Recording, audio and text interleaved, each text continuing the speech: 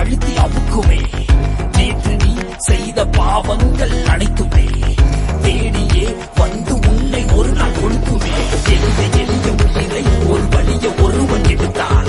நினைக்காத ஒரு நாள் உன்னை எவனோ ஒருவன் முடிப்பான். நேற்று செய்த தவறை நீ மேலும் மேலும் செய்தால் மேலே உள்ள அவனோ உன்னை கீழே மிதித்து கொள்வான்.